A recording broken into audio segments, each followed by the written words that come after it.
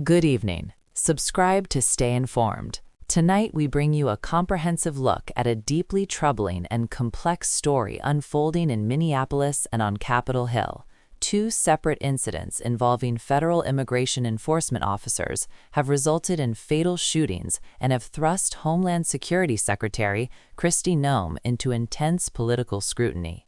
Mr. President, I recognize the senator from Vermont. First, I want to acknowledge my colleagues from Minnesota, Senator Smith and Senator Klobuchar. You have conveyed to us the deep pain and anguish that you feel and that every Minnesotan feels about the shocking shootings that occurred in your state. And this follows on tragedies that occurred before this.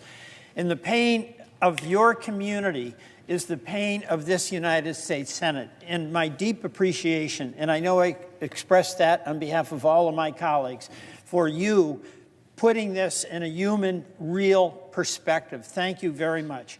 Second, this is shocking.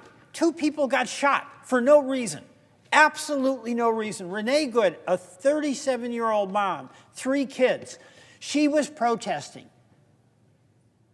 That officer walked from the back of her car to the side of her car to the front of her car. He shot through the front windshield and then moved to the side and shot 2 shots in the driver's side window. That's what happened. And then Alex Preddy, who was out with his cell phone camera observing what was going on and was shocked, I'm sure, to see that an ICE agent was pushing a woman into the snowbank, and he came over to try to get between them. There was a scuffle. He was in total subjugation by the officers who had him on the ground. He was disarmed, never using, by the way, or even threatening to use the gun that he had legally in his possession. And ICE officers, 2 of them, shot him 10 times. 10 times. That's what happened. And why aren't we all just totally shocked? That's not acceptable. And then that is all done with the authority of the state, with no restraint. And then the Secretary of Homeland Security, who's responsible for the training and the discipline and the mission, blows this off and says these 2 people were domestic terrorists. No accountability, no expression of sadness, no expression of remorse. How is this acceptable to any one of us here? How is that acceptable? And yet what we're hearing when we are saying, let's look into this, let's get some reforms in place that allow our citizens to feel safe, for there to be accountability, we're being told it's too complicated because we've already got a bill and we'll have to divide it. And that means procedural hassles. That means, oh, the House will have to come back. Are we serious? That's called doing your job. It's called accountability. It's called taking responsibility. I want to pay tribute to the people of Minnesota. We're actually having a discussion about inconveniencing House members because they've got to get on a plane and come back if we act to do something that every American knows we should do. Pass the bipartisan bills where we've got 5 bills done and take on the burden of responsibility that we have as a United States Senate to put reforms in an agency that needs reform. And folks in Minnesota, it's 20 degrees below zero. They're out in the streets. They're out protesting peacefully.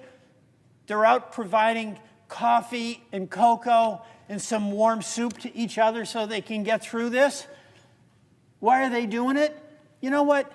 They care about the right of assembly. They care about the First Amendment. They care about their constitutional rights. But the reason they're doing it is they care about each other. That's who they care about. In this United States Senate, our job is to care about every single American. And we have an agency that is totally out of control, with a leader that is, I would say it's incompetent.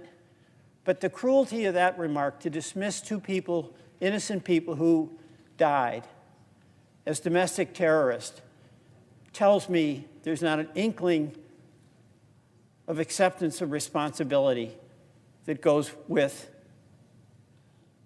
the enormously important job of being Secretary of Homeland Security. So I'm not going to vote and give a blank check where we're not even willing to have a discussion about what the reforms are. And Mr. President, I want to say, I know every one of us here are shocked by what happened. This is not a Republican-Democratic deal. This is about seeing two innocent people shot, and they didn't need to be. And one of the things that's so important for us,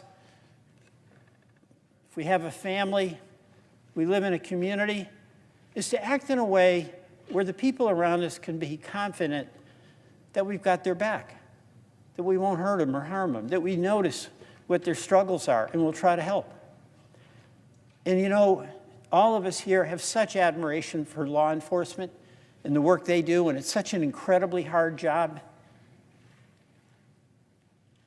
But more than anyone else, the people contacting me in Vermont to express their shock at what happened in Minnesota are people in law enforcement.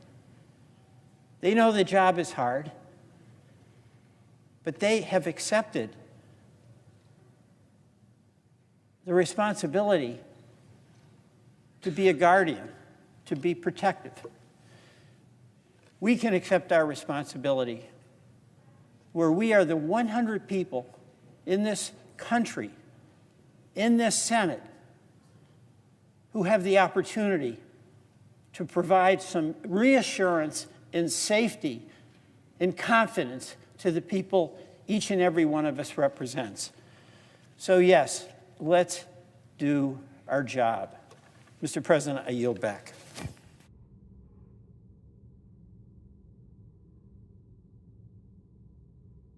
Earlier this month in Minneapolis, 37-year-old Renee Nicole Good, a mother of three, was fatally shot during an encounter with an Immigration and Customs Enforcement officer.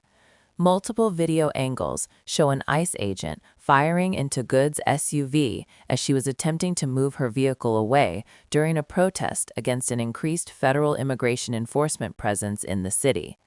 Witnesses and local officials dispute the federal narrative that she posed an imminent threat and instead say she was blocking a street when she was shot, triggering widespread outrage and protests. Subscribe for continuing coverage.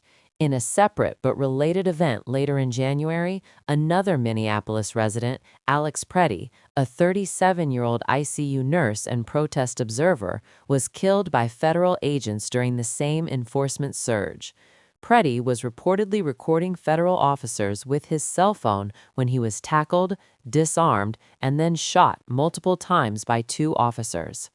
Video footage that has since circulated contradicts early official statements, showing Preddy with only a cell phone at the time before he was fatally struck. These details have fueled public debate about the justification for use of lethal force and the accuracy of initial government accounts. Subscribe now for deeper insights. The U.S. Justice Department has launched a civil rights investigation into Preddy's killing, a significant development that signals federal authorities are taking a closer look at whether constitutional violations occurred. The FBI is leading the inquiry, indicating the high level of scrutiny being applied, though no criminal charges have yet been announced. The fallout from these events has been profound. Nationwide protests have continued, with Minneapolis residents and advocacy groups demanding accountability and transparency.